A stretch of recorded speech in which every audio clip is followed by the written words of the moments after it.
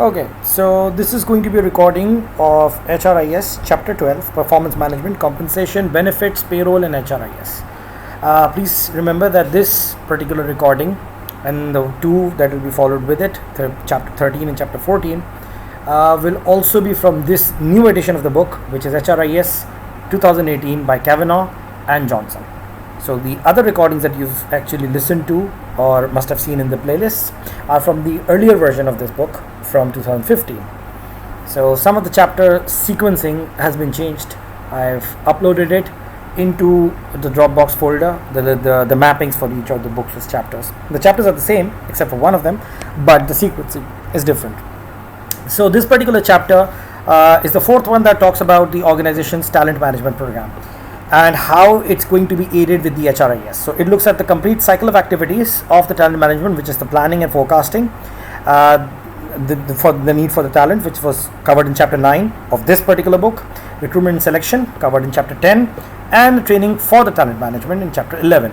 So it's the fourth one in that sequence of talent management related topics. So as we've already talked about the fact that the purpose of talent management is to, of course, achieve the company's strategic goal of making sure that it's competitive in the market. So this particular chapter talks about the role of performance management as a part of the talent management process itself, and how it actually works and how it helps in maintaining the market competitiveness of any organization. Remember that human capital and the management of that human capital and the management of the talent that you have is going to be the biggest source of your competitive advantage, because you could replicate everything but the human capital and what you leverage out of that human capital specifically. So for the case of this particular chapter, the authors have focused mostly on the management of employee performance in a more systematic manner. So it talks about the formal performance management management system as well as the reward system that actually helps this entire evaluation process. So the reward system of the organization involves designing, decision making and administration of both the compensation and the benefits practices. So throughout the chapter, they're going to talk about how technology can help us in this entire process. Now, if you recall, one of the finest HRIS software that we've gone through about 3 or 4 of those. One of the best ones is probably Orange HRM. So I'll keep on constantly referring to that. And in case you find anything difficult to understand in this particular chapter, I would highly recommend that you open up the module in Orange HRM's live demo with regards to performance management to better understand the entire theoretical aspect of it that this chapter talks about. So I've already talked about the chapter's objectives. I'll skip that and let's get to the actual chapter. So in this particular chapter, there's a small little case study that they're going to talk about in the beginning. I'll start with that. So it's titled HRIS in Action, the way that all the scenarios in this particular book have been pointed out. So this particular case study talks about how a particular company was going through some problems that could have been avoided had they been given a detailed understanding of the performance management, the compensation, the benefits, the payroll, all of this, and all the score being kept about every particular employee. So that they could be used. So in this particular chapter, they'll be providing an overview of the PM, the compensation, the benefits and the payroll, so that they understand, so that you as students understand the complexities of all of these processes and how HRIS could help you with it. Now, starts with a quotation. It says, "Appreciate everything your associates do for the business. Nothing else can be quite substitute for a few well-chosen, well-timed, sincere words of praise. They're absolutely free and worth a fortune." So obviously you need to understand that the people who are working in the organization do a lot more than you realize. That was said by Sam Walton, basically the founder and creator of Walmart. Anyway, so performance, rewards and payroll systems are focused on the very, very basic idea of making sure of giving some outcome. First, evaluating and then giving the outcome to employees and to employers. So the employees get the reward while the employers get performance, and that is being evaluated. The employees provide the performance, and in exchange, employers can look at what they've given them and then give them equal rewards based on that. So obviously, the payroll systems and the benefit systems are the reward mechanisms. So these systems also serve as good examples of several IT related issues that are related with HRM. Performance management systems are usually completely internal to the organization, but there's a lot of linking that happens of those systems and their data, including the rewards, the staffing and training development and career development with other systems as well as external systems. So performance management systems are used as working tools by managers to make sure that they motivate their employees in their jobs, and they must therefore obviously be very, very easy to understand, very, very easy to work with, very transparent, very clear. for the employees as well as the employer. So often enough, the data that are present in it are specific to the person themselves, because obviously it's a score about them. And although there are lots of summaries that are available that can allow you to compare yourself as an employee with other employees of the same level, it's still very, very specific to you. Since job performance is obviously a function of a person's knowledge and their skills and their abilities, which is of course the KSA, the knowledge, skills and abilities, pyramid, and their motivation to actually do the work, is actually a good starting point to understand how the PM system actually works. So first we look at each one of these. So we start off with the idea of what is meant by work. So for most of us, work takes up a huge part of our lives, and it's obviously the basic source of our income. So it is who we are, it's how we define ourselves, it's how we look at ourselves, it defines our self-esteem and self-worth. I mean, every one of us, whoever is doing a job, I'm doing a job, right? I'm working. So obviously this defines who I am. This is who I am. This is how I identify myself. This is how I see myself. My self-actualization, my self-esteem is connected directly to what I do as work. This is exactly why people feel disconnected or feel bad when they don't enjoy their work, when they don't feel that it connects to them anymore, or that it did not connect with them in the beginning. And there are several examples around us where people are being paid really well, they are earning really well, but they don't feel a connection with their jobs. So obviously self-esteem, self-worth, all of this, each is an important part of the meaning of work itself, and strongly affects our motivation to continue working and to continue to perform. This employer-employee exchange is based on an idea called the work motivation theory, which was called the equity theory. This was given by Adams in 1963 and 65, updated. So basing our entire discussion of PM on this motivation theory is necessary, because we need to understand that what we are really doing is that we are aligning our employees' performance with the organizational outcomes, and we're making sure that we motivate our employees to do good work, to perform well. So due to the importance of the effective employee performance, we need to understand the entire theory that goes behind it, which is the equity theory. So how exactly does this theory apply to the work and management of the entire organization? All the employees want a balance. They want a fair balance of whatever they put in, they get something out. So what is this fair balance? This fair balance is the equity in the equity theory that we're talking about. We specifically come to our measure of fairness or equity by comparing our balance of effort and reward. That is the ratio of input that I put in, the effort and the strength and the amount of energy that I put into a particular work, and the reward that I get out of it. And the balance is enjoyed by the employees, obviously, who understand that we're getting what we're giving. I mean, oftentimes we feel bad because we're giving more than we're receiving. So we want a scenario where we are giving and we're receiving something in return, and that is good enough.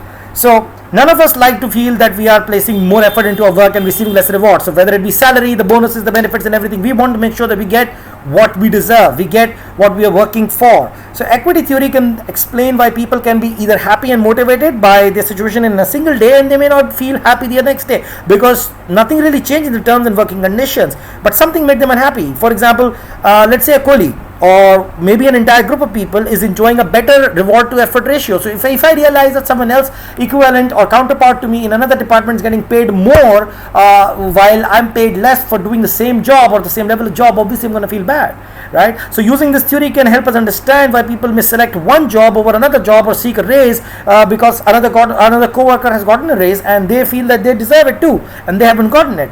So the effectiveness of the performance management system in motivating employees' performance has its entire connectivity and basis in the idea that went behind the creation of the equity theory. That people will only be motivated if they believe that the balance between the effort that they put in and the reward that they're getting out of it is balanced out, and that people around them, people that are comparable to them, are getting the same thing in return.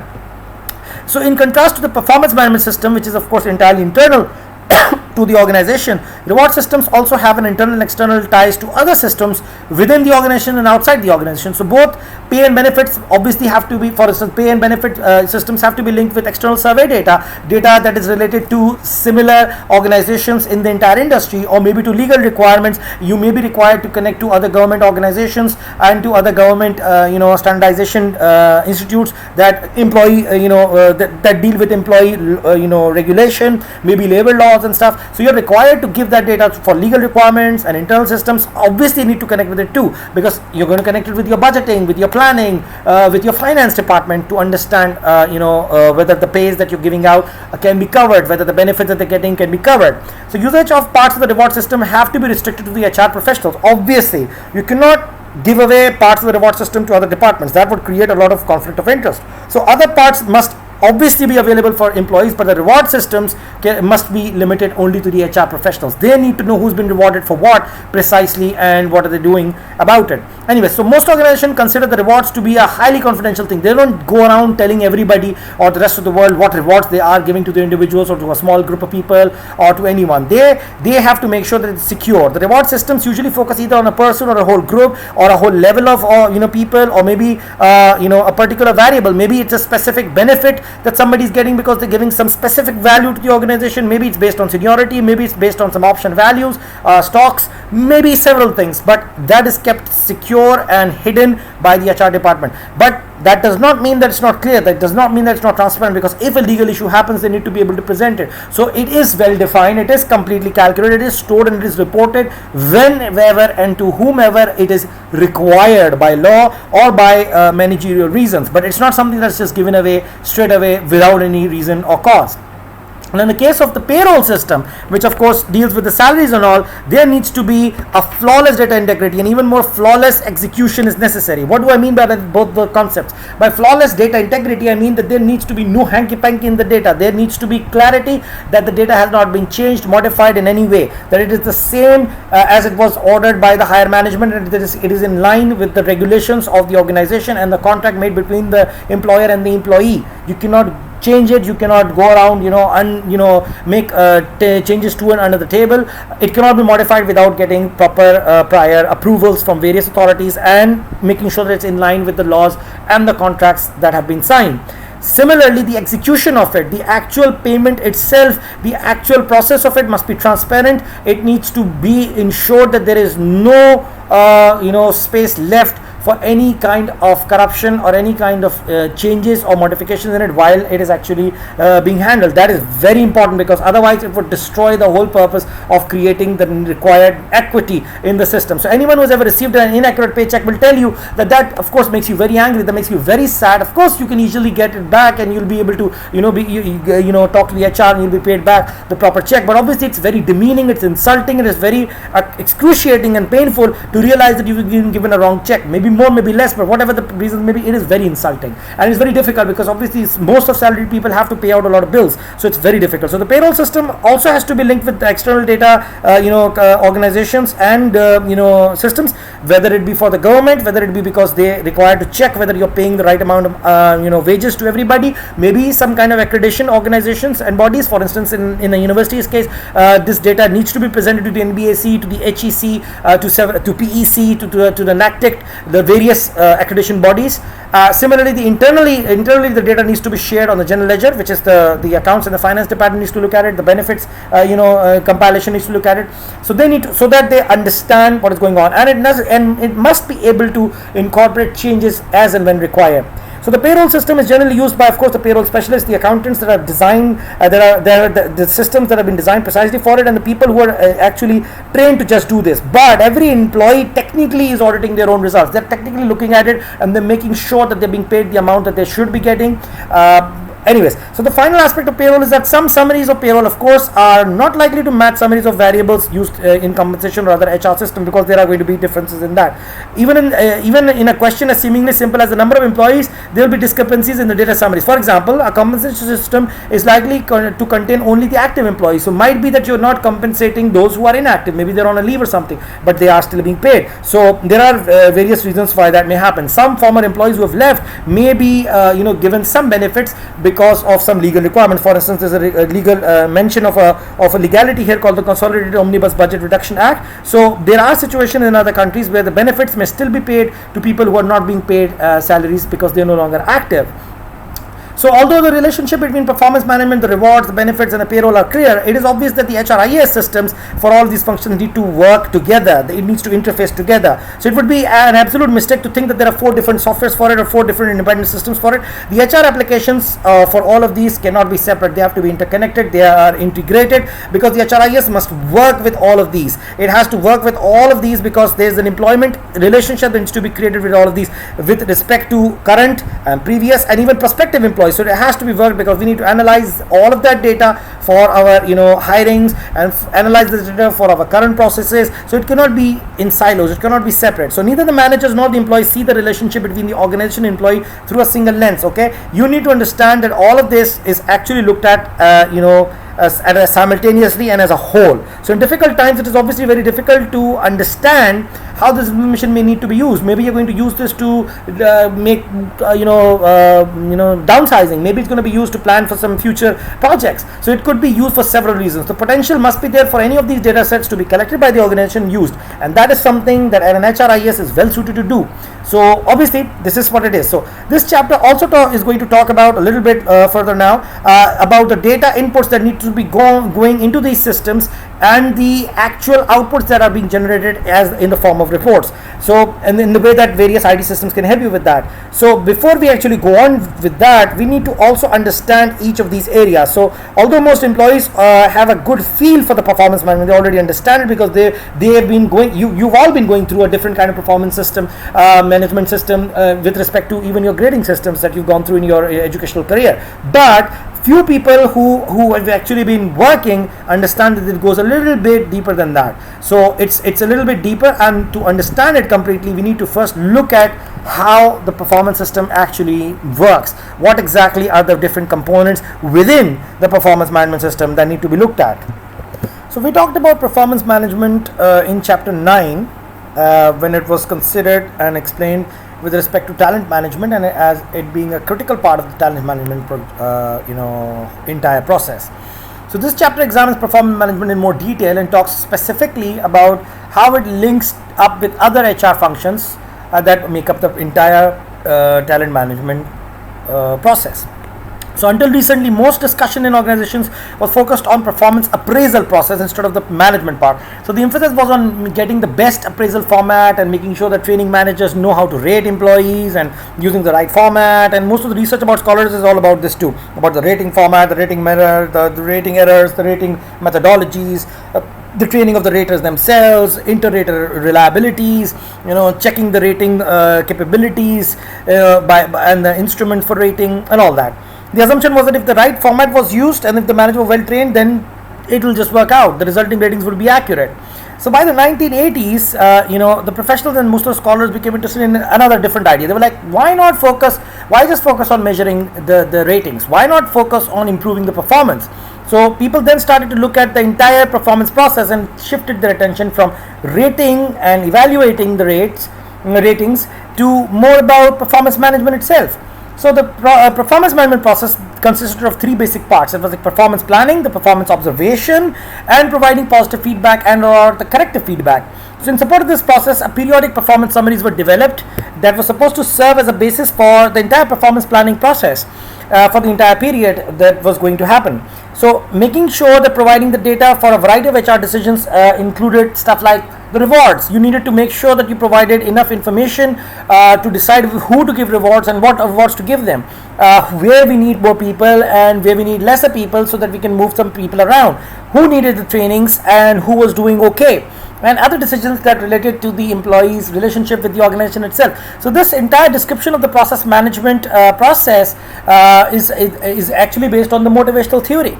Okay, then it brings us to another set of theory, which is basically the fundamental tenet of the goal setting theory, where you set up goals and the intentions are for those goals are responsible for the behavior that people actually show up.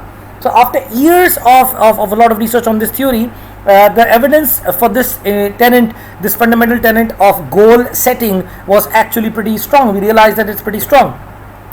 So after several other tenets of the theory were verified, first it was found that if the goals determine human behavior, if we realize that if there's a certain goal, people do a certain behavior, higher or more difficult goals would mean that people would actually perform more.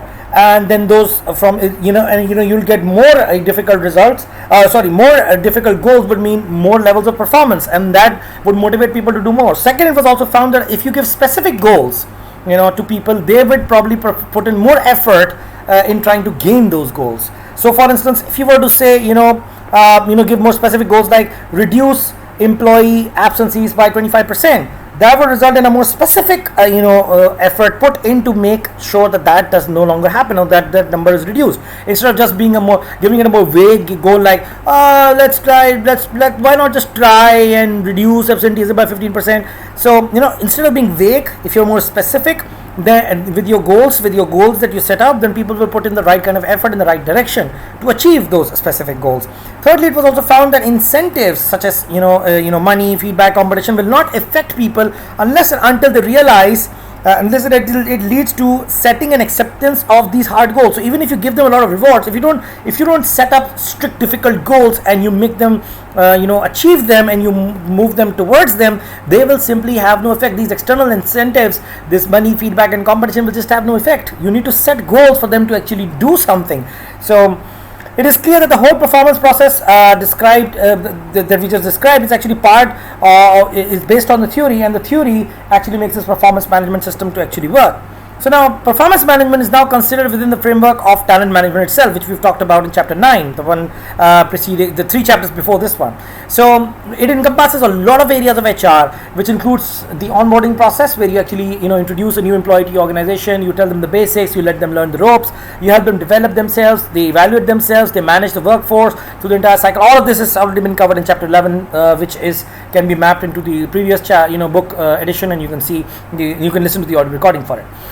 So performance management is just one area that connects to others. For instance, it connects to recruiting, because that's an external process. So obviously when we recruit people, we bring them along and then we evaluate their performance later on. It's related to the staffing, which is the internal process, where the entire process of finding out where we need more people, and then according to that evaluating the performance of the people who are already present, and then seeing if we can move them around and to fill the requirement. It also connects with the career management process. In the sense that you have to look at the progression of each one of your employees, how they're going to progress, what are they going to do, what should we be preparing them for, in what capacities for the future, what trainings we should be giving them, a whole 360-degree assessment, which is their assessment in all areas, not just the KPIs that have been given, but their collaborations, their teamwork, their performance with the organization, their ability to take orders, their ability to achieve the goals, everything. The development and management and training of their employees, the recurring trainings that we're already doing, making sure that your employees don't leave you, which is retention management. So obviously making sure that you give them the right kind of benefits, the right kind of goals, the right kind of motivation, the right kind of environment for them to stick around, and then planning the workforce as a whole. So all of these are actually connected to performance management themselves. So there's a model of contemporary talent management. By contemporary we mean as it is seen these days. That is covered in figure 12.1. So let's skip to that. This is figure 12.1, which actually shows you how talent management is actually done in this day and age. So this you can notice that there are several things that you've already studied in other HR courses that will be very clear to you right now. So you've already seen several of these components. For instance, the individual's resume, the assessment, the performance management, all of this goes into people's profiles, the supply itself, which connects to the traditional contemporary process, the transactional processing systems, the daily operations, all of that, the workforce planning, the job role profiles, which is the demand. So the supply is the people, the demand is the job requirements. The definition of the roles and the talent required is done in connection with the business goals, the values and the strategy. The overall organization is being developed because there is a lot of recruitment happening. There's deployment of the recruited people. There's outplacement of several people into other branches, other campuses, other departments. There's also this middle ground where all of these traditional operational processes and the supply and demand move and connect with the development management, which includes development of the entire organization's people, the career management of everyone involved, the replacement of people who are now leaving or are getting promoted. So obviously the slots are opening up, we need to put them in, and retention of people. So this entire structure is basically the model of how talent management is done today. If you recall, that was also discussed in previous chapters.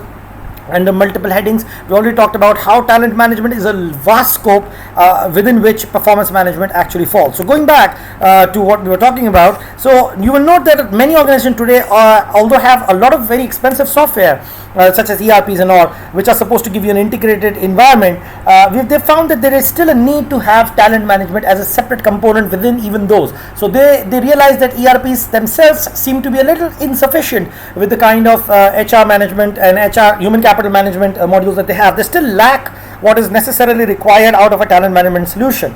So the link from resulting performance and compensation processes to the core payroll system, however, is still a very powerful link that is still connects them with the ERP. So the ERP still have the finance and the accounting components, and that is where that is where the talent management system, which may be a separate system, connects with the internal ERP based systems.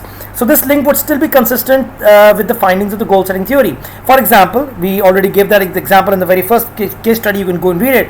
If there were actually integrated talent management systems that were linking with the performance management, they would know which employees of theirs would need what compensation, whether the employees have been approved, and what ratings they should be given. But unfortunately, that wasn't happening. So this lack of connection was causing trouble for them. Next up is performance planning. So let's look at performance planning. Now, in performance planning, like most management processes, it's all about it must be constructed in such a way that a manager can do, regardless of the management style and skills, they're able to do performance management planning. So good managers, of course, involve the employee in all of the performance management process, but the system should be designed in such a manner that even if managers who don't like to talk to their employees or involve their employees, even they should be able to do this. So this discussion obviously assumes that we're going to follow up is that the manager does not involve other people, and even in that scenario, they're able to do the performance planning. So the manager must, of course, first define what performance means in the case of a specific direct report. In other words, the employee whose job performance is being evaluated, they need to be told exactly what is required of them. What is meant by their job performance? What is meant by their performance? So at the highest level, if you were to look at it, this definition of performance would actually include everything that the employee needs to do who is filling a particular job position. So they need to remember that the job position is described in terms of duties and tasks that they need to do. So it encompasses all of that.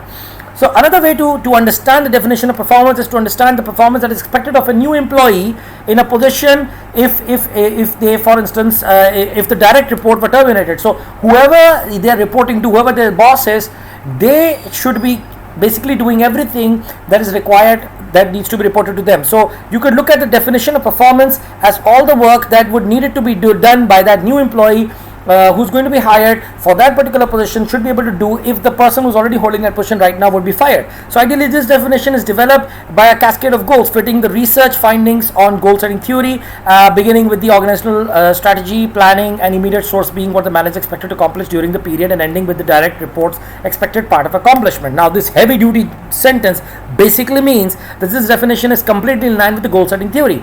The idea that you're going to set some goals and then somebody is going to perform to achieve those goals, and that will be in line with the organization strategy and their entire plan. So the manager is expecting someone to be coming up in that position and reporting to them and doing all of these particular tasks in that particular time. That is the performance. So the manager must then move from general performance requirements to more specific ones. They need to tell them precisely the kind of outcomes that they want from the person who would be holding the position as their supervisee, as the one reporting to them.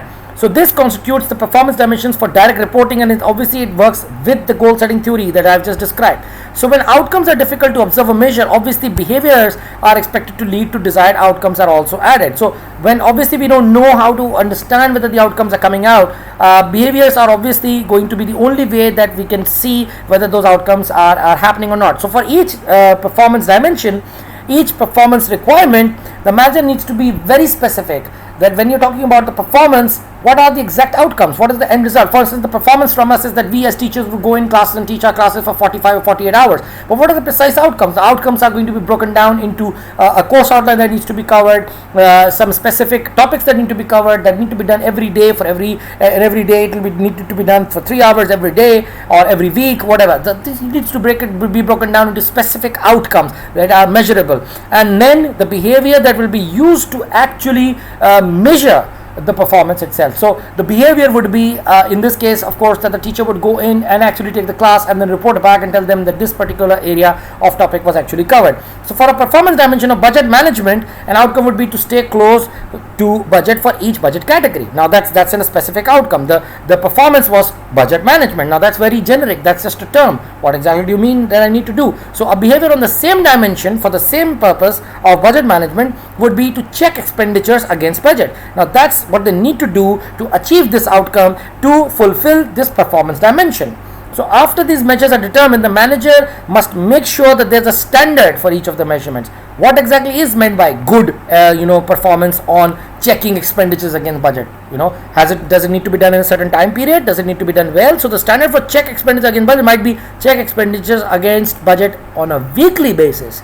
Okay, so there needs to be a specific measurement standard. So maybe it will be monthly basis. So in our case, the classes need to be taken on a weekly basis for 3 hours every week on a specific day for a specific class in a specific time slot in a specific room. So similarly, after defining the standard performance, you need to then have obviously exceeds performance or is below the performance requirements. So there needs to be a ranking system. So the exceed standard for expenditures, check expenditures against budget might be checks expenditure against budget weekly where discrepancy exceeds more than 2%, or where the checking of those categories daily until discrepancy is completely fails to meet standard would mean misses weekly checking of this process. So in our case, it could be not missing more than 3 weeks of classes, or not missing more than, or not rescheduling more than 2 classes, more than 3 classes, or not taking any less than 45 credit hours worth of classes.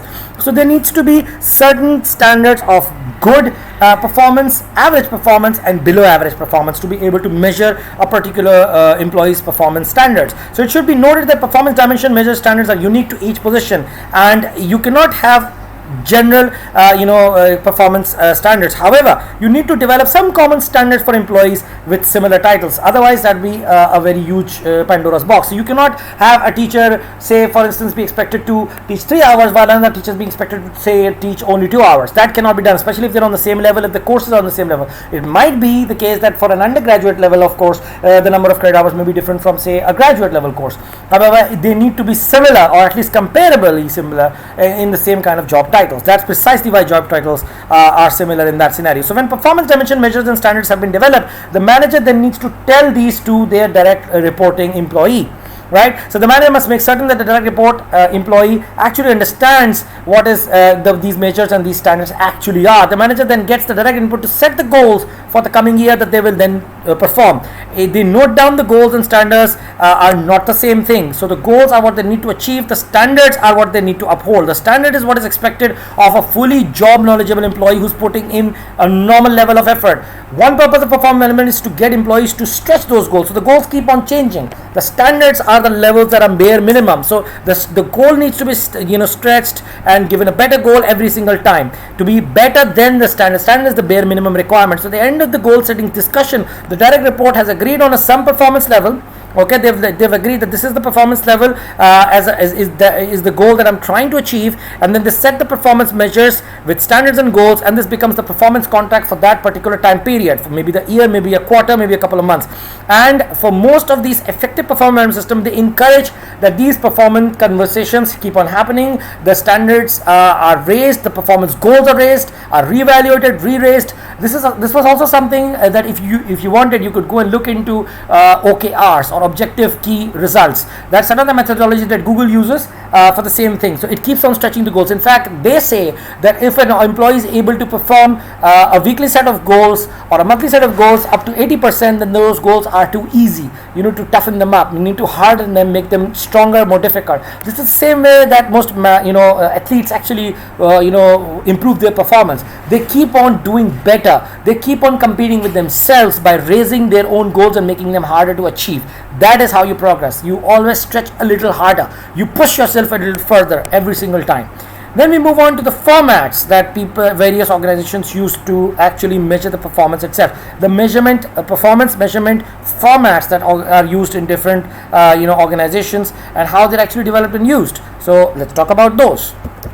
So most organizations define performance instruments differently based on the kind of employee that they're talking about. For example, non-management clerical position may have a different set of criteria that doesn't really change over time, but on the other hand, a management employee may have a format for the performance management instrument that keeps on changing. So well-designed performance applications can automatically change the format based on the employee who is actually logged in, and that's their beauty. So whenever they log in, they see a different design based on the employee. So for the management format, the performance evaluation can actually be talking about the goal portion and competency portion, and there'll be different percentages for each one of these, and within these sections there'll be specific performance levels for each goal or each competency as well. Therefore the overall result would actually reflect based on this weighted average.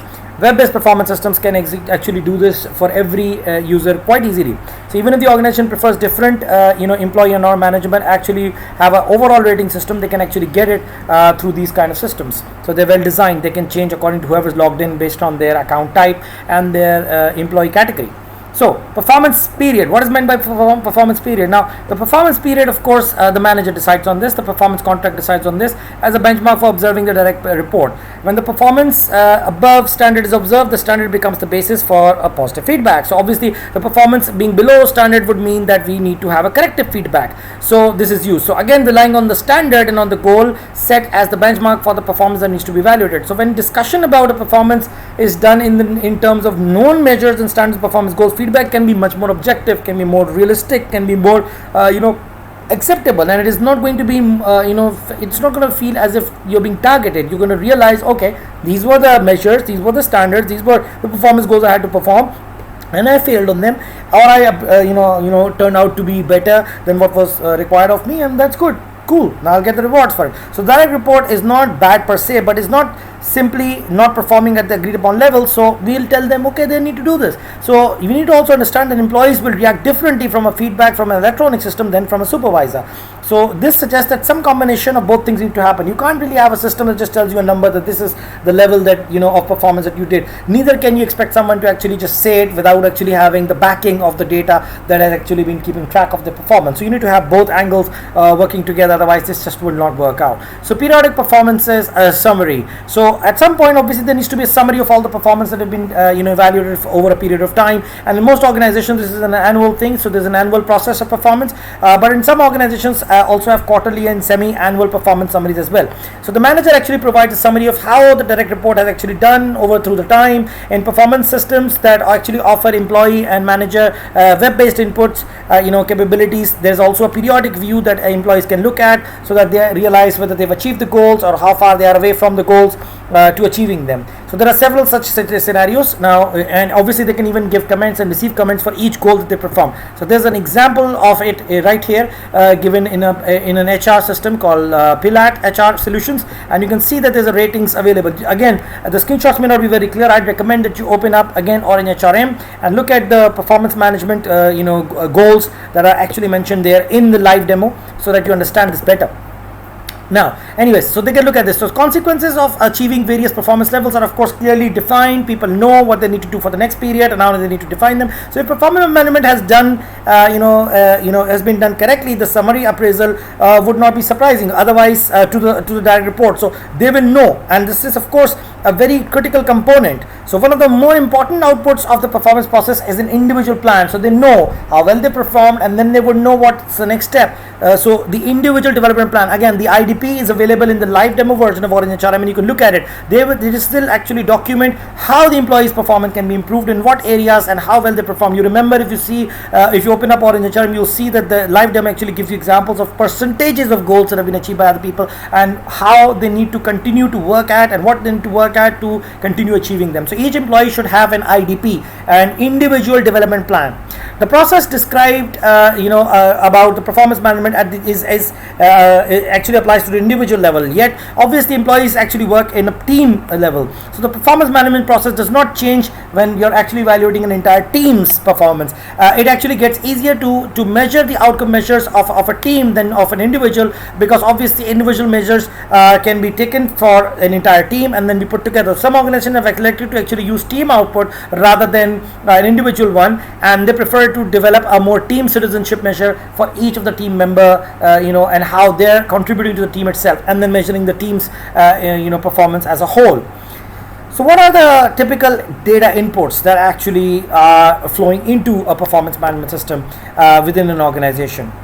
So the usual typical data inputs for a performance management system includes the organizational, the job, and individual level data. So organizational level data actually consists of the links to the organization's goals and strategies and the business plans. But the performance plans should obviously be able to tie back to the organization's overall plans, and it should be possible to connect individual plans at a unit level, and then you will see that these plans should also be connectable to the organization's overall plans. So they need to be in line, they need to be aligned, they need to be connected in that way. So job level data is a huge part of the performance management system. There are key tasks and responsibilities and outcomes that should actually flow from the job data sets to the individual performance plans. It should be clearly connectable. So the performance only exists within the context of the job. Because performance begins at the individual level, most of the data in the performance management system is actually individual level data, because it starts at that level. So data includes all the performance criteria that was actually developed by the manager for the individual, and there are specific measures for it that are going to be used to rate the individual's performance for each of those criteria, and the performance standards for each one of those measures are already there. So if rating information is to be provided by more than one manager, the names of the other raters and the criteria for which they are going to be rating you should be mentioned. Again, I'll refer to Orange HRM, where it is clearly shown that there are scenarios where multiple people are going to rate your performance, and each one of their criteria and their responses are clearly mentioned. So usually the entire performance contract will be part of the larger system. Most systems actually include a space for the supervisor and other raters to actually input the observed performance and the performance incidents.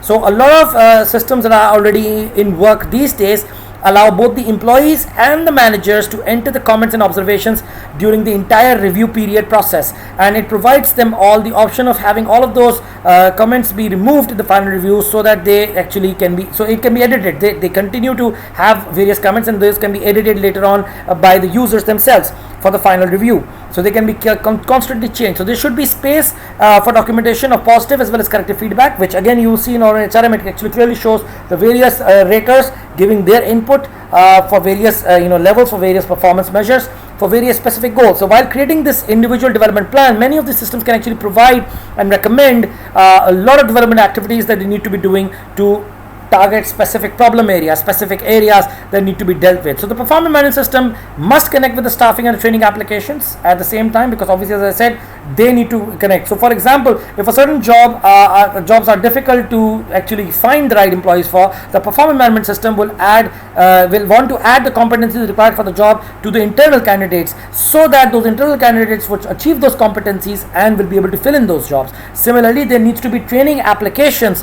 that need to be coordinated with the performance management system, so that those trainings could be evaluated, and whether if they're good enough to create the required competencies, or whether or not those trainings are good enough and can be targeted to those specific people and their individual development plans. So that is how they will work. Then we talk about the various typical reports that are going to be generated and produced by the HRIS with relation to the performance management system, and how do they actually function, how they're useful. So let's look at that. So the most important standardized reports that HRIS usually produce and create are performance contracts and the annual summary appraisals for each employee, obviously. So the other reports include a lot of summary performance data units, reports comparing aggregated unit performance with unit output, so specific departmental ones. So HRIS needs to have the ability and the capability of making sure that it keeps this data for long-term purposes, for long-term performance trends, for individuals and groups that can easily be tracked. So if competency assessments are used as part of the review, the HR department can actually monitor systematic development. They can look at the requirements, and the performances, for example, for an entire business unit or for a location or for a level. So they keep on monitoring those as well. What are the data outflows that actually happen in a performance management system? The performance data are used in many HRM decisions. We've already talked about that, and it will flow automatically into some process or be available for others whenever it's required. So the automatic flow will be into the compensation department. It will be into the organization with merit pay, performance distributions to construct a merit matrix. A lot of performance applications are capable of having a compensation functionality that actually built in of how much we need to compensate someone for a particular level of performance. So the performance measure is used is actually the summary performance level for each employee. The performance data on various performance dimensions are also used in decisions related to whether or not we need to promote someone, whether or not we need to lay off someone, whether we need to assign them to a particular training program because they're lacking on certain skills, whether we need to put them into developmental assignments.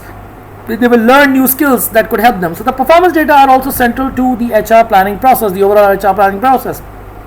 The other applications that make use of the performance data are training and development, obviously, so that we can decide what kind of training needs to be given and analyze it basis on the weaknesses of currently needed skills and competencies that we trigger for recruitment and staffing and the staffing goals. So, in addition to the performance process, utilizing competency assessments can be used for manpower planning, and applications can help in forecasting whether we will need more people in the future for the deficiencies that we have right now, and based on the skills that they have right now and the kind of skills we require of them later on. So those are also the kind of outflows that we get. We are able to make those decisions according to that. So now let's talk about how the performance management system actually supports the decision making process. So the basic decision support system in the area of performance management is the entire system itself, because having the performance criteria, knowing the performance measures that are going to be used, knowing the performance standards and the goal setting results and the recent performance documentation, all having that in a single place is going to help us make the decisions in various ways. It's going to tell us where we need to intervene to improve the overall employee performance or the performance of a unit or of a group of people, all of this. So this entire self-service feature for managers can actually help in making performance management a module that's going to be used on a daily basis. All the performance management documentation for all of these activities that are required by the manager can be dealt through with a single place on the system. The performance planning, the documented observation of the planning, the feedback documentation, the formal appraisal, all of this can be developed on the system itself and can be used by the manager. So the beauty of the HRIS is all of this is kept in one place and is used for decision making, and all of this can be used to make decisions later on and can be kept for historical references, because obviously we're going to make our overall plan based on, or even evaluate the quality of our plans on the basis of this data. Similarly, the system can be provided as self-service for the employees themselves, so they can view their data, their past records, the improvement areas that they themselves can see. So for example, were performance specific goals set at a particular point, were they high enough for employees to perform more, or was it not good enough, or do we need to push them even harder? Is there appropriate interface between the performance management module or not? That is very essential too. So you need to have a connectivity between the performance management module and the training and the development modules, which will directly connect to the manager and report, and the manager should be able to access them. They should be able to see the various training programs or the development activities based on the specific problem. So a manager, when using an HRIS system, should be able to identify that this was the performance goal, this is where the employee lacked, and this is what I need to do to improve it. This is where I need to work on, this is where the employee needs to work on to make it better.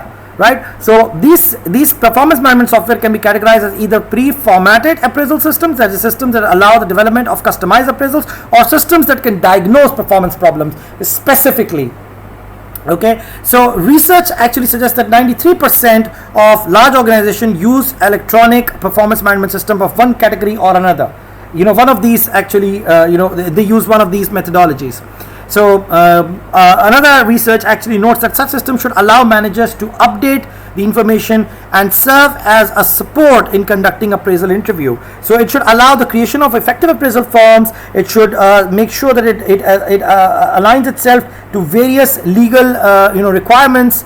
And in some cases, systems, a copy of the current job description for the performance should be available to the managers, so that it can be reviewed for accuracy for annual basis. They should be able to identify it, they should be able to know about it, they should be able to use it accordingly.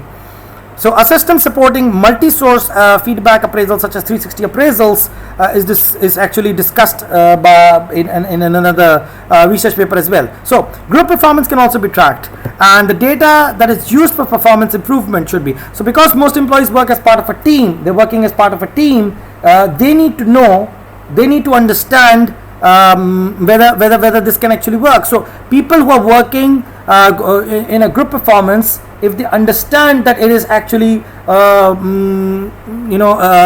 measuring the group performance, so the employees that are working as a team, they would be able to know, they would be able to measure and manage the team performance itself. They would be able to know how the team performance is actually whether or not it's working out. So there's another research study that actually provides a case study of a process for group performance improvement that could not exist without a lot of input from the HRIS themselves. So in some cases, systems that are closely connected with a particular marketing and management information system, they talk about how a sales performance tracking system that keeps they talk about how a sales performance tracking system keeps home office and sales personnel aware of the results against a particular quota, and it also suggests how efforts need to be made to enhance the sales performance itself. So at the end, the automated performance management system should allow managers and HR managers to track the administrative aspects of performance management as well. Are all the managers completing the performance contracts with their direct reports? Are the employers, are the managers doing their jobs? So are summary appraisal being done on time? So this is an overall evaluation of it. Do these ratings by a manager and the performance of the manager's unit actually work out? Are the ratings being done? These are the questions that can be answered by the system, whether or not the manager was doing the job or not. So additionally, performance ratings can be checked for possible any kind of biases happening. So if you go to a whole record, you can compare it whether or not there is an issue there. So the performance appraisal are considered as tests when used for particular HR decisions such as promotions and subject to the same kind of validity and reliability that happens anywhere else. So the requirements as other tests when they are found to have an adverse impact on a particular group, group of people. So web-based systems can provide a calibration tool for employee performance ratings. It can tell us how well we are doing. So it allows for a visual representation of the ratings given to a group of people that have a common characteristic. So this calibration is often essential to see whether the compensation process is actually doing the right job. Is it if it's not harming a particular group of employees. So you can evaluate your own performance system as whether or not it's being biased or not. So the example performance calibration that is shown in figure 12.3 is part of a succession planning system that is being used in a large organization. So it allows managers to view the distribution and even drag and drop employees within the ratings to adjust for any discrepancy. So you can see that it gives you an overall snapshot whether you've evaluated the team properly and whether you have given the wrong kind of ratings for a particular group. So this is for success factors HRIS system. So it's actually telling you whether you've rated them accordingly and whether you've given them any kind of bias of any kind. Then we come to the topic of compensation. Now we've already talked in detail about performance management. We're going to talk about now about compensation as an entire process. So let's talk about compensation. Now compensation is one of the most complex topics that is talked about in the entirety of HR. Now in order to understand and do it in an overview format is going to be pretty difficult. So let's try and do that. Now the central idea for compensation is whether or not it is seen as equitable or inequitable to employees as based on the equity theory. So compensation is the reward that they get. The entire idea of the compensation process is to understand whether or not it is considered equitable. In other words, whether or not the employees see that the entire process is doing justice to them or not. Since compensation is of course the primary outcome for most employees, this is what they're hoping for, this is what they want, a lot of dissatisfaction could happen if they see it as being unfair to them. And a lot of motivation could happen if they see it as fair. They will continue to perform really well. So organizations are faced with a lot of complexities in trying to create and administer compensation systems that are increasingly turning so they're turning towards technology solutions. They're realizing that compensation management is going to be very difficult if you try to do it manually. Say if an organization has 12,000 plus people, you could save a lot of money. For instance, the example here is about $850,000 being saved in one particular scenario for a 12,000 employee company. So a lot of other researches has been done that realize that web-based compensation systems are indeed saving them time and a lot of resources. So they've noted that 50% of the organizations using information technology in developing and administering reward systems suggest that two major goals are to reduce the administrative cost and the time. So they realize that using technology-based compensation systems is going to save them a lot of money and time. Now the basic compensation system obviously includes basic pay, the merit pay, the short term, the long term incentives, the prereqs, the recognition awards, the attraction, the retention awards. There are several things that are going to be part of any basic compensation system. Now there are many processes that are associated with each one of these components of the basic compensation system. And obviously they all need to be coordinated. So if you think this is the only thing, they're not. There are a lot of other compensations involved as well. So for instance, there may be a specialized group of employees that need to be given a unique kind of pay process. For instance, there are executives who are given bonuses based on their performance or based on the stock performance, sales personnel that are given different commissions, scientists and engineers who are paid separately or compensated separately for coming up with new solutions, expatriates who are working in other countries are going to be given a different kind of compensation compensation. There are lots of union-based workers, your labor class, that are going to be paid different kind of compensation based on the negotiations that you have with the unions, and the entire collection of all the different categories of temporary and contract and adjunct and part-time workers, and people who get overtimes, others who don't, others who are given for a particular task. All of the complexities of the compensations for each one of this is going to be handled. So it's not just the basic pay, there's a lot of it involved in it. So the base pay is built around two basic processes.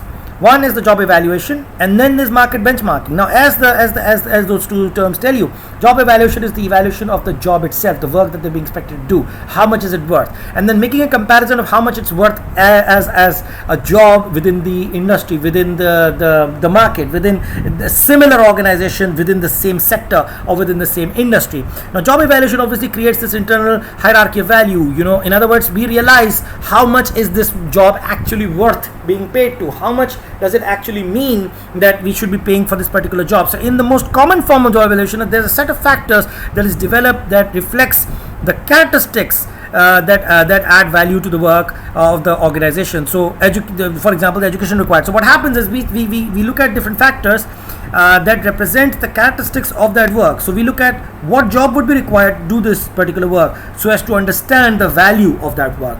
So each factor is given some kind of weightage, and that may be the education, for instance, here, and every job that will be in the base pay system is then evaluated based on those skills. So the point score is then calculated for that particular job. So jobs are arranged by total points, and this forms the basis of the salary structure for that job. Now that's just the evaluation of how much a particular job is worth for us to understand what the basic pay for that particular job should be. That's one half of it. The other half of it is benchmarking it with what is happening in the industry. So this is used to price the structure for a particular individual job. So market data is collected for as many jobs in that same level, and the organization, in most organizations, we do a lot of surveys which are developed in-house to collect a lot of benchmarks for the market. But the bulk of this benchmark actually comes from third parties and different surveys that are done in the entire industry. So a lot of associations of certain industries and sectors actually have this data. So these surveys are now already available. You can pay for them, you get them. Using this, we can realize that we can understand how much should be paid up to a particular employee, right? So however, websites with salary data obviously there's not a lot of data available for that. So employees frequently access these websites may have unrepresentative data. So obviously they'll be saying like, maybe this website says that I should be paid this much, but I'm not being paid this much. This usually happens in the academia, for instance, where we realize that the HSE has a different set of rules for basic pay, and we may realize we're not being paid well enough for this, and that may cause issues. But anyways, so yeah, that can be problematic. However, these surveys can help us understand much better of whether we should be paying a particular employee for a certain job and how much we should be paying them for. So an employee is placed in a salary grade appropriate for the job based on these two criteria. The first one was the job evaluation, the second was the benchmarking. So once we place them in a salary grade, a range of salary for that particular job, each grade has obviously a midpoint that serves as a proxy for all the job in that grade. So it could be lower or higher. So there's a minimum maximum point within that particular job that they'll be paid for. You may be paid higher, you may be paid lower, but there's a middle point up to which you will be paid. So usually there's a 20% up and down movement within that midpoint, within that grade. So you'll notice that when we're talking about pay grades, this is also mentioned in Orange HRM's pay grade section, where it talks about minimum and maximum payment that you're going to pay. So usually that's a 20% increase or decrease from that range. So the exact placement range depends on the function that they're doing, the kind of characteristics that they have. So this may happen that there may be two individuals having the same job title, but maybe one of them is being paid a little higher than the other one because the kind of characteristics of the degree that the quality of of degree that they may have, the seniority they may have, the way that they're contributing, how irreplaceable they may be, or the kind of task or how valuable is their task for the organization itself. So that may change the value that they're being paid. So that may happen. So that's pretty much it for that. So there may be economic difficulties because of a lot of economic difficulties, especially according to this book about in the last 7 or so years, the organization, especially public sector or government organization, could not afford to keep up with the market with respect to cost of living. So it may happen that they're paying lesser. Especially in the case of IT jobs, they're being paid less. Now, right now, the coronavirus situation, a lot of jobs, are actually are less paying compared to what they were in regular times. So that may happen. The structure is going to change. So if the market were to increase by 3%, for instance, in a particular scenario, then obviously the midpoint would increase too. So if the job market gets better, the standards get better, and you get paid better. So in a merit pay system, the size of the increase is based on the performance level as well as the employee that we're talking about. So the higher the performance and the better the employee and what the skills that they have, the larger the increase. That the increase may even be higher. In that case, they may make a bigger jump, and the lower the place in the range, the higher the increase. So the lower you are on that range, the more you will feel that as if you've gotten a bigger promotion with respect to the salary that you're being paid. So a merit matrix will be developed based on some guidelines that will be focusing on the performance and the place in the range, and it ensures the total amount that the organization spent is no more than a certain percentage. So the total amount that the organization has is going to be allocated to different positions of the job according to that. So there are many forms of short-term incentive pays as well. So unlike the merit pay, short-term incentive pay is usually going to be given based on that you need to earn on a regular basis. So these could be some kind of commissions or some kind of better performance that you're doing in a particular scenario. So typical short-term incentive programs may be some bonuses, some gain sharing, some goal sharing, some small activity or small group incentives that you've been given for a particular project. Maybe if you do it more, if you do it better, you'll be given some more advantage. So short-term incentive programs usually have specific measures that are set up prior to the beginning of the program, and that will drive the payout that you're going to be getting. So gain sharing, for example, bases payouts on reductions in production costs, because if the labor was being used in a more efficient manner, so you're going to gain according to everybody else. So if everybody works really well and there are more efficiencies in the operations, you will get a bonus because of that. So specific pre-planned formulas based on past production cost drive payouts as well. Bonus systems can be driven by pre-planned criteria based to manufacturing or customer service or safety. So if you have less accidents, everybody gets a bonus, right? So this is done to motivate employees, for instance. Profit sharing is of course based on the board decides that after the books have closed for a fiscal year, that some percentage of the profits will be shared with the employees. So whatever gains that they've gotten over a particular financial period, they may even share it with their employees. So in all the cases, this is a short-term incentive, and it must be collected either through some kind of measurement system that we already have, or one that is designed for this very particular purpose. But of course, this is short-term and needs to be re-earned every single time. Okay, so there's a long-term incentive as well, which is primarily based on organization stock, which is that you get long-term benefits because of the stock benefits that you're getting. So options to buy the organization stock itself, or even make-believe stocks. So in the sense that the stocks aren't there, but you're just getting an incentive, a share in the organization's stocks themselves. So the goal of long-term incentive is twofold. It's to make sure that the employees realize that their good performance is linked directly to the organization, and if they do well for the organization, they will in return improve the organization, which in return will enrich their own personal property now, which is because they're also shareholders. So in other words, they're the owners of the organization that they're working for. So that's putting their skin in the game. They are now realizing that if they do well, they're not just doing well for the organization getting paid a salary, but if they're doing well, their share price will automatically rise because they own a share in the particular organization. So it motivates them to perform better because it's aligned with the performance. So there are some prerequisites that need to be met.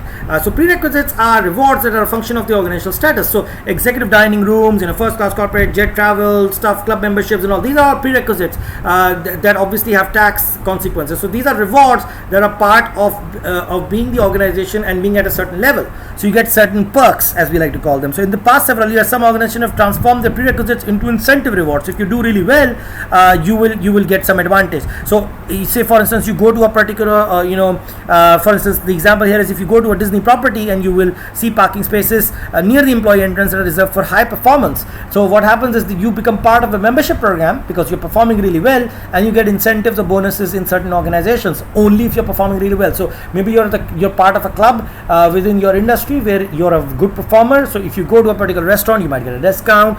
You take a flight, you'll get an automatic upgrade. You're at a hotel staying there, you get an upgrade, stuff like that. So those are the prerequisites, or as we like to call them, perks, that organizations hand out to their employees.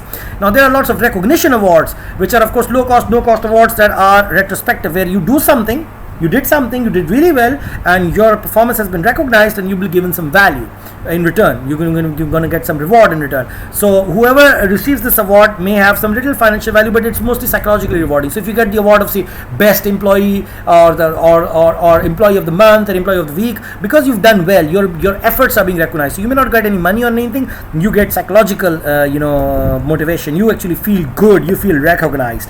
So it greatly enhances the motivational aspect of these things. So there's a lot of attraction and retention awards, which are one-time awards that are used to attract employees to the organization, where they believe that if you will get some kind of benefits, maybe you'll get some kind of cash or some kind of stock options if you join in right now, or some adjustment to some benefit rules just to gain those people. So maybe you want a certain kind of employee, and that they're out there and they're still thinking about whether they should join you, but if you give them these benefits, these attraction benefits, or if you want to retain a particular employee, somebody's about to leave, you realize they have the right skills, they're going to leave for another organization, you want to retain them, you give them a bonus of some kind, which is a one-time award. You pay them a hefty amount, you give them a perk, you give them something that makes them stick, makes them stay.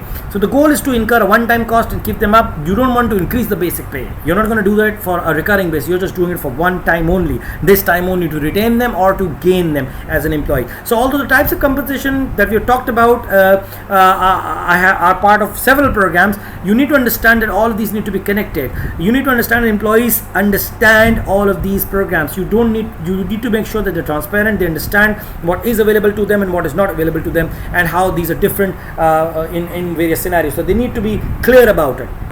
So the compensation programs must also be meeting some legal requirements. So there are situations where your organization, whenever they have compensation programs, those need to work and be aligned with your country's laws and with the various accreditation bodies and the associations that you report to or are part of. So the HRIS must be able to make changes according to those locations. You notice again, Orange HRM allows you to choose different kind of programs, create different kind of programs based on regions, and to differentiate them for different departments, different divisions. If you recall, there was in the live demo of Orange HRM, it actually shows you the different kind of compensation rewards given based on different areas and different countries where your offices are situated and where a particular employee is actually asked to work for. So based on those, the compensation may actually change because the criteria changes, because you need to have legal compliance. Then we talk about the typical inputs of the compensation system itself, just like we did for the performance management system. So compensation data inputs include a lot of things: internal, external, and generated data. Now internal data includes information about the job, the description of the job, specification, everything, the people, the performance of those people, the salary history that has been paid, the organizational unit, the salary budget, the job evaluation system, all of that. External data would include market survey data and information on rewards and practices that are happening within the industry. So internal and external data would be combined to generate job evaluation results, salary structures, the merit matrices that are going to be created, in a variety of reward guidelines. How should we be giving them different guidelines? Incentive programs will require input data on whatever behavior or outcome is being encouraged.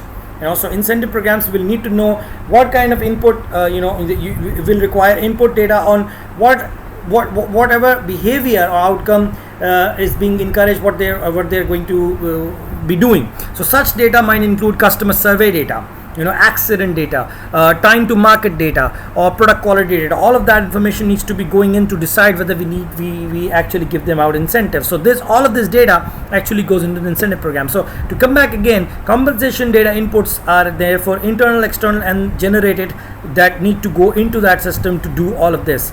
So internal data that needs to be gained for a compensation system to work are the jobs, description, specifications, people, performance, and salary and history, the organizational units that are in place, and the external data would include market survey data and information on the rewards practices. So all of that data needs to also be part of it to understand how the industry is doing. We already talked about that.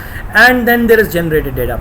So all of this needs to go. So compensation for a special employee group usually requires data specific to that group. So executive compensation is likely to require organization-wide sales and productivity, profit share, price and market share, and other financial market and production data indicative of the organizational success. Sales compensation system will obviously require specific data related to them. Gain sharing program will require historical and average data about labor cost as a proportion of the production. Bargaining unit employee pay systems require data on contract basis. So each one of these compensations for each type of employee group will require different sets of data. So in short, there are very few data within the organization that might not be required by some part of the compensation system. So a company that market prices jobs will collect as much market data on wages as possible. So if they are going to decide on the prices for the jobs, that needs to be decided based on the market data itself. So even so, it is quite unlikely that market data can be found in all jobs. So market rate for the jobs needs to be then estimated. You can't find information about all kinds of jobs and how much they are being paid for those jobs. So it's quite common to use multiple linear regressions for this purpose, which is to forecast, which is to predict, right? So that can be used. So as much information about all jobs is collected as possible using either job specification data or aggregate information from various people who are currently doing those jobs. So some specific information might be collected for HRIS, such as the average education level that a particular job will require for a particular position. So the average amount of training incumbents in each job have had, so the kind of trainings that those people have had who are currently doing those jobs, and obviously the average number of reports each incumbent in a job has, in other words, how many people are reporting to for that particular job, and all of those. So you get an average number of these to better understand them if you can't get specifics.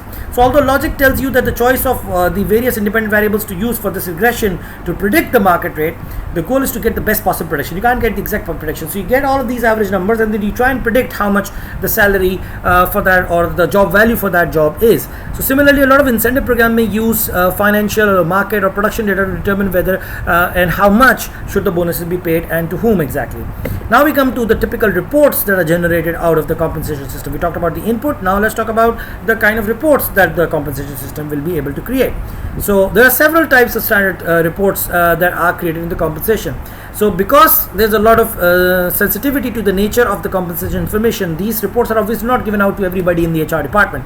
Most of the common reports include a lot of budget reports that managers show to managers that actually show their actual compositions compared to the project's cost. So they only use them internally amongst themselves for decision making and for evaluating their own projects. So most organizations provide each employee with an annual compensation report showing the total amount that was spent by the organization on the employee, including the money and spent and the incentives and everything. It doesn't tell it exactly how much was spent on each person. So that one particular person may know, but they do not necessarily know how much is being paid out to somebody else. So companies participating in wage surveys produce these reports for those organizations. So a lot of organizations do these summary reports so that they can provide this data to different associations, which can then be used as external data by other organizations. So in some cases, a compensation analyst draws data from the HRIS and enters them into the survey, but in other cases this is actually generated from the HRIS and given to those third parties or given as part of that survey program.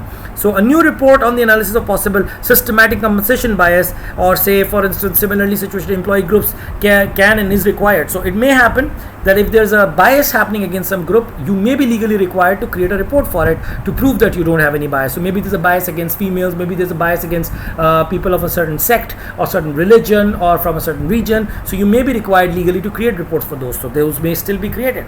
Now let's talk about the data outflows, or rather the outputs that are created out of the compensation system. So let's look at those. So now let's look at the primary data outflow for these compensation modules.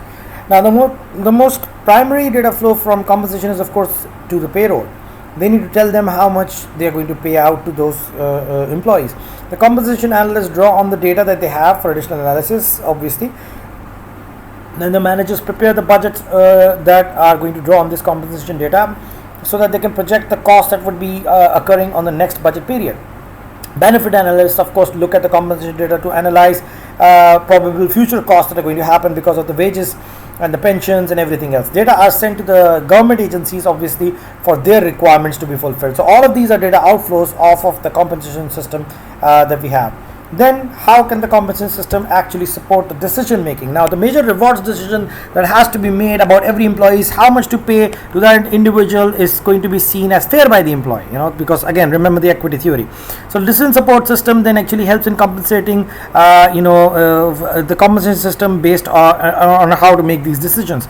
So because of the complexity of the compensation, there is a series of decisions that needs to be made before the final compensation decision can actually be made. There are decision support systems dealing with the job evaluation itself, the use of the market data, the market pricing, the building the salary of the salary structure, developing the merit matrix, running incentive programs, all of this information. So although much of this activity is going to be carried out by the compensation and HR managers, the managers can do a lot of the work themselves if they set up this as a self-serve system. So the most common areas that managers would handle themselves include the salary, the budget planning, the merit, the promotional and other increases, all the incentive programs and everything. So using a web-based compensation modules, managers can actually perform salary planning functions quite well. and it makes it a lot easier than having a paper-based system. So data such as current salary and comparative ratios and salary ranges can all be viewed for all the employees all at the same time, and international organizations can actually handle all of this in multiple currencies as well. So on figure 12.4 actually shows a screenshot of how a particular organization actually does this. So it's right about 12.4 right here. Yes. So you can look at the salary review being shown for budget figures and merit increases and merit and matrices for an employee's merit increase. So this actually clearly breaks down the current salary and everything in various parts. Anyways, so in this scenario, it actually depicts the work area of a web-based application that does precisely that. It helps do the compensation management, planning for employees. So it describes a project that automated worldwide employees bonus system. It tells us how it works. So employees do not make compensation decisions themselves. The self-service function actually does it on its own. So most of the companies now make salary structures available on the company intranet, and job postings actually tell people the structure of information and the salary grade of a particular job. So employees can look up what range of pay for a job they would be getting. So the merit matrix and the average salary increase, the average bonuses, the various kinds of reward systems, they're all posted right there. The Freedom of Information Acts based on that, it's all available there. There can be difficulties with the web management of pay because obviously it can there's a lot of working that's involved that can be complicated. That can be an issue. So as an example, if a manager is calculating the merit pay and is working on a specific budget number, the changes to that number by a senior management can cause a lot of confusion and issues which are being shown right there. So there can be a lot of problems there. So the use of a database actually ensures, instead of having a web one, that everyone's working and then the data is available, all the employees' data is available, the formulas, the figures, it's all available. So other good decision systems that deal with sales compensations. So the compensation software is very critical in defining the commission levels that you're going to be paid to people. All three areas actually require a lot of complexities in the calculations basis. There are a lot of things. In short, these kind of systems actually help out quite a bit because they present all of this data in a manner that can easily be accessible and can be audited and can be seen. So there are advantages to having a decision support system of a compensation system as a decision support system for making these kinds of decisions. Now, a whole set of applications is also going to relate to the executive pay. More specifically, after the incident known as the Enron scandal that happened related to the corporate governance issues, so Sarbanes-Oxley Act was created. Now the Sarbanes-Oxley Act is something that needs to be handled, so there are a lot of compliance reports that need to be generated for that particular purpose, because in that particular scenario the executives were being paid for the supposed improvements and supposed performances of the organization, while that was all a lie. So now, in order to make sure that doesn't actually happen, you can watch a documentary about the Enron scandal, which is called Enron, the Smartest Guys in the Room. I think it's available on YouTube. So it actually helps with that. So the HRIS system actually gives out a report about the executive pay so that we can understand whether or not there are some discrepancies there. So additional regulations that also cover executive pay come about as a result of the Troubled Asset Relief Program. For instance, they're talking about in 2009 that happened after the financial disaster of 2008-2009. So there are several other legal requirements for which the HRIS can actually help generate different compensation reports. So anyways, then what are the benefits? Now we talk about the benefits. We've talked about performance management, we've talked about compensation. Now let's look at benefits. So again, we can't really discuss benefits in complete detail, but there are three broad types of benefit programs in most organizations in the US, and that is usually the general guideline that's followed by most organizations. So because some company provided benefits in the country are government provided in other countries, there's going to be a lot of confusion. So So as you obviously we've already been discussing the equity theory, benefits are becoming an important part of any organization, and that can affect the employee turnover quite a bit. So the first set of benefit programs that happen in the United States are the pension programs, and then of course there are other programs such as retirement account programs and social security. So very few people see them as benefits, but they are. So there are lots of benefit programs such as worker compensations, unemployment insurance, long-term, short-term disability insurances, life insurances. There are several kinds of benefit programs. The third set of benefit programs includes medical and health benefit programs such as hospitalization, medical car insurance, surgical and major insurances, several other programs that actually happen within that criteria. So long-term care, like lots of medical insurances such as dental, vision, hearing, all of that, prescription drug coverage insurance. So these benefits are designed to make sure that employees' families don't become bankrupt, and they don't feel left out when some illnesses happen, some accidents happen. So they are designed to be preventive as well as for curative for the other employees. So the fourth area of benefits is the paid time off, of course, that are given for various vacations, for various holidays, personal days, special days, because of some kind of because they are on a leave or some kind of military service, or they are grieving, so they are probably on a leave. So the purpose of paid off time is to allow employees to feel refreshed again. So they may be being given some kind of benefit for that. They're still being paid for that. The fifth and the final category of benefits includes a lot of miscellaneous benefits. For instance, dependent care.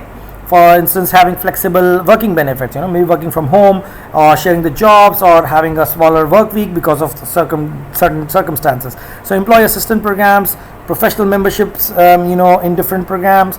The tuition reimbursement that they're being given because they're studying somewhere right now, which will improve them as an employee, or even various discounts that they're getting, some legal advice, access to cafeteria and gyms, several things. So these there are several certain types. So these benefits round out the benefits package that are generally given in the United States, but there are several that are given out. So the benefits program differ from compensation in two different ways. It may sound that they're the same, they're not, but they're different in two different ways. First, majority of the organization, employees pay part of the cost of most of the benefits. So what they're getting either as a cash payout of some kind or getting a benefit is actually something that they've already paid for. So it actually belongs to them. They're actually earning it in one way or another, or are becoming eligible for it, and then they're being granted that. So group purchasing reduces the cost that the employees would pay for an equivalent self-purchase benefit. So for instance, that may happen. For instance, when they're a group buying something. So the second difference is that most organizations offer some kind of flexibility in the benefits program. That is not true for compensations. So all employees receive a core benefits package, but then they choose different kind of coverages for additional benefits. So or both, or up to a level for the total benefits package. For example, flexible plans to allow employees to purchase additional coverages or benefits, or both. So they actually can choose for their own requirements. So these two characteristics of the benefits program make it very complex to actually have rules for and administer, because each employee in the organization may have slightly different benefit packages with different kind of unique salary deduction based on those particular packages. Things of course become even complicated because with the paid time off, with earned leaves, it becomes even more complicated for the benefits to be created and handled. So not many types of different employee groups have different configurations for paid time off, but obviously that can also increase the complexity for it. So in addition, several organizations also have paid time off bank, through which employees can actually trade paid time off for cash or other benefits. So if they don't take the time off, they can still be paid for it. So it is like cash payments or encashment for the leaves that they did not take. Okay, so that can also be the scenario. So all this actually, in short, makes the entire benefits program very complex to handle, and you need an HRIS that is capable of doing all of that. It's pretty complex. So another major difference between benefits compensation and one that actually has an effect on the HRIS in itself is that there's a trend to outsource the entire benefits program administration. So usually they don't do it themselves. They ask someone else to do it. So few parts of a typical compensation programs are usually outsourced. Okay, the most common is the outsourcing of the wage benchmarking. So that is one that is outsourced. But although consultants are usually hired used in compensation, they tend to work offline. So in benefits, however, program design, benefit delivery, and program administration, including employee communications, are usually the ones that are outsourced. So HRIS must interface not only with other internal systems like the reward and the payroll system, but they also need to work with the IT systems of other organizations. So the necessity of having these inter-organizational systems to work is quite high. There are also, of course, a lot of legal requirements for benefits programs. they need to be more stringent than those for the compensation program, because most benefit programs are going to be affected by a lot of legal requirements, which means that there's a tax favoring that's going to happen. So there's a lot of legal complication to those systems as well. So aside from legal requirements, most organizations and the employees are concerned about the safety and security of personal data that's actually stored in the HRIS. So that's also an issue. So in the case of benefits, the data needs to be secured and kept there. So data required for benefits include many characteristics of the employees that they wish to keep private. So there are lots of things that need to be kept secret, which is why it becomes very important. So because benefits information is shared with the organization, with organizations outside employers like the insurers, the banks, and everything, they need the security and confidentiality of that data becomes even more important. So let's talk about the usual input, the data inputs that go into the HRIS's benefits module. Let's talk about how that's handled. So in those cases, one set of functions focuses on the organization's relationship with the current and the possible prospective benefits vendors, such as the health insurance companies and everything. So in those cases, the input that's going to go into the system is going to be data about the summary data about the people who are going to be given the coverage for the insurances, and the data about the demographics, all of that information, all of that needs to be given to those people. And the groups that are going to be covered, and the data that's going to be specified, specifying the program coverage and the desired limitations, the cost limitations and everything. That's where it all needs to go. So a second set of functions that focuses on internal management of the benefits program will also be used to track usage and employee choices in case of their program. So so there needs to be functions that handle which programs, benefit programs are being chosen by which people.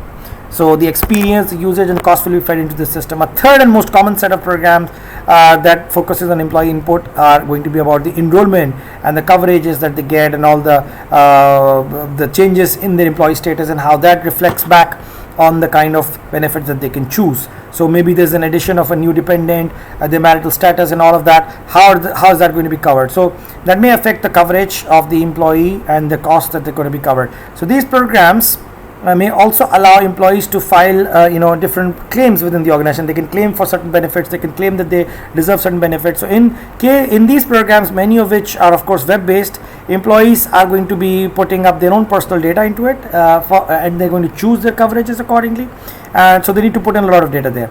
The fourth set of data that needs to be go into the system are all the legal requirements, all the legal laws and statutes that go into that system that help you make better decisions and help you make sure that you're complying with the law. So those are all the inputs. Now let's talk about the different kind of reports that are generated out of such a system. So there are lots of reports that are going to be generated from such a system that handles the benefits. Most are going to go for the tax department, the various departments of that handle labor laws and labor rights, lots of other agencies. So you need to give them, in this case they're talking about the Americans systems and their legal requirements, but in our cases in Pakistan too, we need to give all of this information based on the regulations. So we need to create reports that need to be given to them. So a lot of these reports are going to be generated. There's going to be a reward scorecard for every employee that's going to be calculated, and that needs to be given away, so that obviously in this case the web reporting is going to be better and more useful, saves you a lot of paper, and obviously it is more real time and it can be connected to various external systems. So with web based access, that can be done quite easily. So you can look at in figure 12.5, it shows the compensation benefits planning screen for a particular HRIS. It actually clearly shows how all of this works in that particular system. So if you look at it, the entirety of this, it saves you a lot of money. It saves you a lot of time and effort, and shows all of this in real time. So with a web-based system, an employee's information can actually be looked at by other employees if they wish to look at summaries, of course, and they can look at the need for having a lot of expensive paper. They're going to save on the reports that got to be printed and bound and then be shared by everybody. So there's a lot of saving in that way. So instead of printing a paper copy, you can actually allow access there. So for large companies that are spread across various continents and various countries, this is going to be a lifesaver, because then everybody can look at the comparable information for those benefit programs, instead of and there can be comparisons made and can be shown based on a single currency, instead of having different systems showing different information that cannot be comparable. Then we come to the outflows of such a system. So the data generated by the benefits program has to be sent and is going to be connecting to the payroll and the system, obviously, so that the payrolls can be created, and then that money or that cash or the payouts can be added as benefits into the payroll system, and of course the internal accounting, so as to manage our costs. Now the data are sent externally to different benefits providers, outsourced to benefits administrators, obviously, who are going to be handled, all of those people who are outsourced and who are handling all of this. So there's a lot of variety of legal agencies that also require all this data. The aggregate data is going to be given to benefit survey firms, as we've already talked about, the third parties who are collecting data about a particular industry. Real-time data transfer can also save a lot of money. Instead of keeping all this data and then migrating it later, real-time can actually be helpful for various programs. So a lot of this data transfer used to be sent in batches, and that would often mean that people would get their claims much later, or sometimes not at all, because there was a delay. But real-time can actually save us all of this time and effort quite a bit. Then of course we talk about the decision support. So how can the benefits module of the HRIS can actually help with the decision support? So let's look at those. So decision support tools overlap quite a bit to some extent with reports in the already being generated. Those reports themselves are going to help make good decisions. So the decision support system tools for the benefits also help quite a bit. So these reports help us make the right changes. For instance, we can look at how the employee leaves can then be handled or be managed and all of that. So it can help in that way in making those decisions. A system that tracks various law changes and what the law requires, then we can decide whether we need to give more or less benefits, or whether we are doing it right. So similarly, tax qualified benefit plans are subject to, of course, a lot of legal requirements with relation to taxes, so we can make better decisions on that. When organizations obviously offer flexible benefit plans, it is common to make sure that the choices that people have made are, of course, made by the employees to guide them towards their plan, develop their individual development plans as well. So few organizations have looked at benefit choices made by high performance to see if they differ from the choices of the low performance. So what are these low performers choosing? What benefits are they choosing? What are the high performance people are choosing as benefits? So as to better understand those employees and then make changes according to that. So web-based services also offer decision support systems modules to employees to decide what kind of coverage they want. So they can access it online. So there's a lot of self-service systems which they can use and access through the web and choose the kind of benefits that they want. That can be quite useful. So they can choose flexible benefit plans through the company's intranet. They can look at the statistics, they can look at the summaries, and then decide accordingly.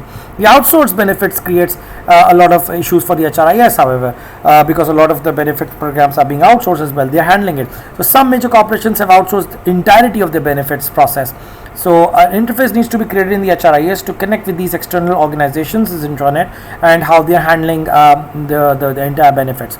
Similarly, this needs to be done. Outside access also raises the security issues with the relation to insurances and health benefits and hospitals. So there are some legal requirements of the HIPAA, which is basically the Health Insurance Portability and Accountability Act, which is which requires you to protect health related data of your employees. So a whole range of decisions concerning benefits is made outside the HR department. So benefit costs are the most rapidly increasing part of the labor costs. We know that, and that needs to be managed. So there's a lot of decisions that need to be made according to that. The benefit plans, the pension plans, senior executive plans, several of these. So determining the costs is of course quite complicated. So many benefits such as the worker compensation is actually cost is actually a function of experience. So for others there's a lot of insurance, there's several, so it's pretty complex. The kind of decisions that are involved in it are pretty complex. So you need to have a lot of what if scenarios in the decision support module of a benefits program, so you can choose what happens if I allow these benefits, what happens if I allow the following benefits or make changes to these benefit terms, and what happens in the other scenario. Then we move on to the payroll system and look at how each of these happen in the payroll. First we look at the overview, then the inputs, the reports, the outflows, all of that, and the decision support for the payroll systems. So let's talk about the payroll system now. Now the payroll is of course a transactional process, which means that this is an operational thing. So being a transactional process, it means that this is where all the compensation is transferred to employees, and all the federal, state and local income and payroll taxes and all of that is handled. So it is through the payroll that any benefits costs that are being borne by the employees is actually being held. It is the payroll that is handling all the benefits that employees are already earning. So although employees receive actual checks for the net pay, it is more common, especially in larger organizations, for a lot of deposits to happen directly into their bank account. So you don't actually get cash in hand; it obviously goes into your bank account. So companies who usually outsource this entire compensation and benefits module of the HRIS need to interface with the provider's payroll input as well. In other words, with the company's payroll systems. So even when the companies do payroll in-house, the payroll module is usually part of the accounting system rather than the HRIS. So there needs to be a connection between the HRIS and the payroll management system. So that is very important. So in the majority of organizations, payroll is a function that is handled by the finance or the accounting rather than the HR department. And the HR department just feed in the compensation data, the benefits data, according to which the payroll will be created. So, and of course the legal requirement as well. So payroll usually has the responsibility for keeping track of all the income in the payroll and the taxes and the salary levels and everything. Payroll results are then fed back into the accounting system, because obviously by the payroll themselves, because labor costs obviously are the largest variable for any organization. So they need to keep a track of it. They need to understand it better. And because the paycheck is a signal of employment relationship, and because employees rely on their paychecks to pay their bills, it needs to be accurate, and there needs to be a constant tracking. It needs to be transparent. So in short, payroll is a transactional task that needs to be flawless. It needs to be monitored very strictly. So payroll and done correctly. So payroll is the most heavily outsourced HRM function. Most of the times organizations don't handle it themselves, because obviously it saves you a lot of money by doing it there. So the payroll processor, with respect to keeping up with the requirements and all, and the payroll taxes and everything, it's easier for it to be just outsourced. But outsourcing companies do not work separately. Obviously they need compensation benefit information from the organization, so they still need to be provided that. So several companies argue that integrating the HR payroll actually makes sense and saves a lot of cost from data double entries. So in many cases the HR actually handles the data payroll as well. So that does happen. Now let's look at some typical data inputs of the payroll system. Now in the case of payroll systems, of course, the data entered into the payroll system from inside the organization includes compensation data, benefits data, and payroll and additional data such as special rewards and all, and reductions, the various kinds of funds and everything that you're going to generate through the benefits, all of that, the time and attendance data, of course, all of this. The data external to the organization includes, of course, the legal requirements. You need to give them all of the data, and the employee checks, paycheck information and all, so that they can keep a track of whether you're doing everything according to the law. And of course there may be some payments made to individuals who are not active employees. Maybe they were doing some job for you, and maybe for them, maybe there are some benefits that you have to pay out to some former employees, maybe because based on the severance of the contract. And every time a new employee goes on a payroll, on the payroll, an employee can obviously go and change, an employee changes status or make some changes, that information needs to be flown in and be given to that system. So many of these things can be done by the employee themselves, the changes that they can make them. It's shown in figure 12.6 of how an employee can do that. So an employee is looking at their own paycheck and seeing all the details. They can make print out of it, they can make changes, they can keep a record of it. So that does happen. So the employee can enter or update any information that they may want changed, because something may have changed in their lives accordingly. So in addition to the internal and external data, the system generates data that is actually stored and accessed over time for, of course, legal requirements, for insurance requirements and all. So that too needs to be done. So then let's look at the kind of reports that are generated from payroll system. So of course there are the standard payroll reports that shows how much the payroll was paid for a particular department or for a particular unit, and the amounts deducted for various purposes. The reports can be done for the legal requirements or tax authorities and all. Employees receive reports about their own payments, their pay slips basically, that of course that are going to be done for record keeping for themselves as well as for the organization. Let's look at the data of outflows. The payroll data, of course, goes into the accounting, the federal requirements, the legal requirements of the country, and various local agencies, various accreditation bodies, various associations, the benefits outsourcing firms, if there are any. If the benefit system has been outsourced, then the payroll system needs to throw all their data into that, because they will need it. Individual benefit program providers, if there are some specific ones, let's say you are partnering with some organization and there are some benefits that a person gains, so you need to give them that data. So the payroll data is also input for a variety of purposes in those units. So it is critical that these systems all connect together. Then the interface is not very complicated and it works with them, with their systems. Let's look at the decision support system. The payroll data, of course, is usually not used by the HR department or line manager for any kind of decision making. They're usually used for audit purposes. So there is no decision support involved when it comes to payroll. Employees, however, need to know how much money they're making in a particular given year, so that they can make decisions about their own budgeting and their own personal savings and their expenditure. So there needs to be a self-service system that allows employees to understand how much they're making right now and the various benefits that they have and the amount that they're making, so that they can make a better decision about these things. So that is the decision support system angle of it. So that's pretty much the end of this chapter, and I hope you were able to better understand performance management systems accordingly. So good luck with it.